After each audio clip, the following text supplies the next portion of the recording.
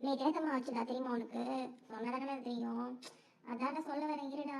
நேற்று டீச்சர் வந்து என்னைய பார்த்து ஒரு கவிதை வந்து எழுதிட்டு வர சொல்லிட்டாங்களா?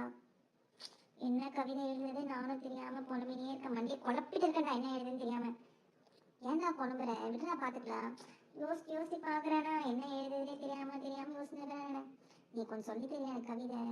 நான் எப்படிடா கவிதைலாம் சொல்லி தர முடியும்? நான் இங்கிலீஷ் தானே சொல்லி தருவேன். நான் எப்படிடா கவிதைலாம் சொல்லி தர முடியும்? ட்ரை பண்றா. சரி இதை ட்ரை பண்ணலாமா? ஐடியா. ஓகே நான் சொல்றேன். சரி நான் கவிதை சொல்றேன், அது நல்லா இருக்கா இல்லையான்னு சொல்றேன். இருள் இருந்தாலும் ஒளி வரும், இதயம் நம்பினால் வழி தெரியும், நாளை என்ற ஒரு கனவு இருக்கும், நம்பிக்கை நம்மை நடத்தும். நம்பிக்கைக்கு இங்கிலீஷ் என்னடா சொல்லுவாங்க? நம்பிக்கைக்கு இங்கிலீஷ்ல ஹோப் அப்படின்னு சொல்லுவாங்க.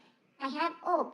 ஓ மாஸ்டர், அப்போ எல்லாரும் இங்கிலீஷ் தான் சொல்லி நினைச்சா கவிதையில புலவராயிட்ட நீ. மாஸ்டரா நீ, நன்மைடா நீ. ஸோ நீங்களும் இதே மாதிரி புது புது வேர்ட்ஸை கற்றுக்கணும்னு நினச்சிங்கன்னா, போர் அடிக்காம ஜாலியாக ஃபன் பண்ணிட்டே கற்றுக்கணும்னு நினச்சிங்கன்னா, நம்ம பப்ளிக் டாக்ஸை சப்ஸ்கிரைப் பண்ண மாதிரி லைக் பண்ணுங்க, ஷேர் பண்ணுங்க, சப்ஸ்கிரைப் பண்ணுங்க. Thank you all.